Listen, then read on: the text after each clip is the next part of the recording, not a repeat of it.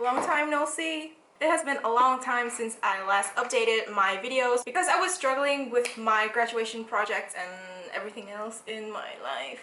So today I will be talking about the books that I've read for the last 6 months, some of which I DNF'd and some of which were my favorite books. So yeah, let's get into it.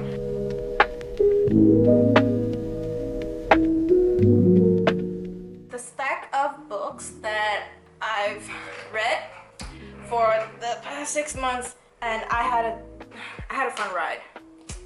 So firstly we have The Love Hypothesis, and I already talked about this book in my last video, also on my TikTok. I really like this book. I thought I wasn't gonna like it because it's more different than the rest of Ali Hazelwood books. It was written in third POV. Yeah, so also it was a little bit cringe with all the typical scenes and the cliches, but overall I had a great time.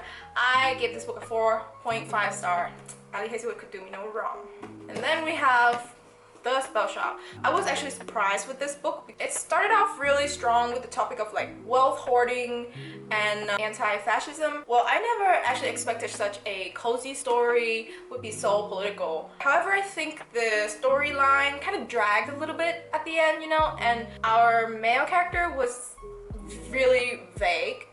But overall, it's a good book, and I gave this book a 3.5 star.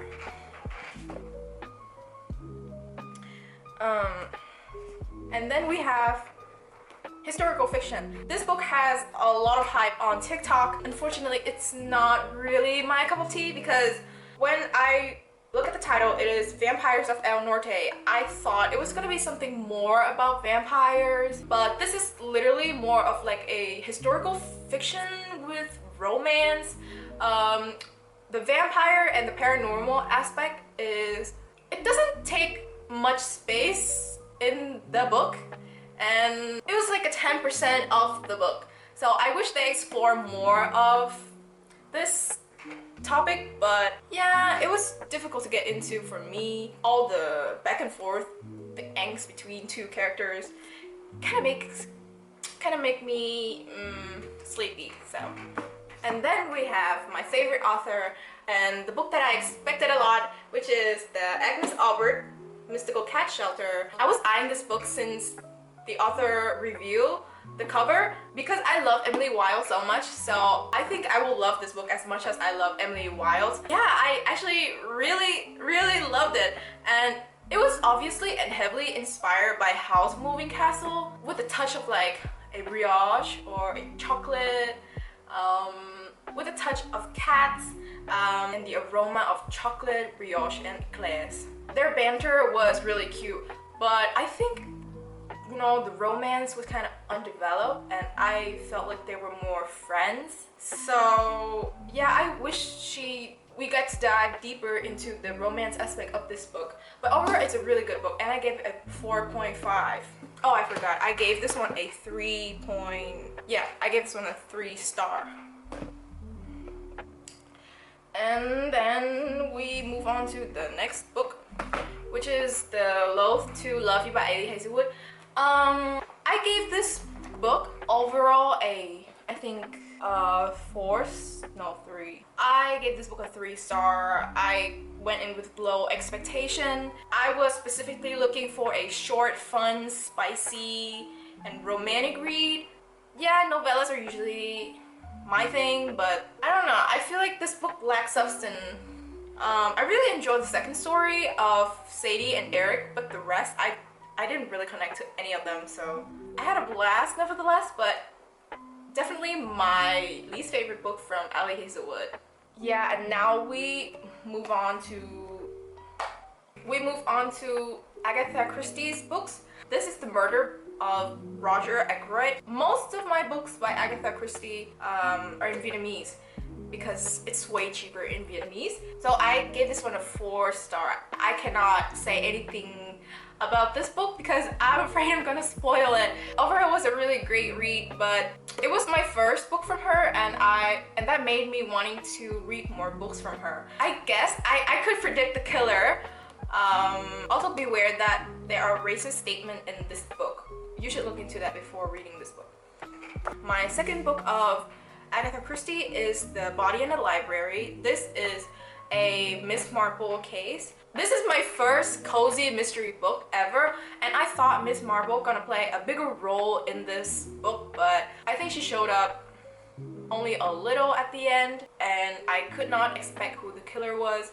But I think since it's a cozy mystery, there were parts where it was sort of like a snooze fest and I really had to skip through, and the twist was amazing. The twist in this book, I could not expect the twist. I gave this one a 3.25 star. Yeah, so if you're looking for a classic cozy mystery, you should definitely check this out. The Infamous And Then There Were None by Agatha Christie. Okay, I had a lot of expectation for this book because it was all hyped up, like one of the best mystery book ever written by Agatha Christie, but I did not like it that much. I'm in the minority. It was pretty underwhelming for me. I could guess who the killer was, and something lacked in her writing in this book. I felt like it was very rushed. I think the characters did not leave any impression on me. They were really boring characters, and yeah, but this book is it was more horror-like compared to her other thriller book, because the chastisement were very horrifying. It was very gore. I was on the edge of my seat until the murderer was revealed. I felt like the murderer was very typical justice-seeking pervert. So I gave this one a 2.5 star. I did not like it that much. The next one is Crooked House. I saw a lot of positive reviews about this book. I gave it a 3.5 star. It has a very amazing twist at the end, and I literally could not guess the culprit.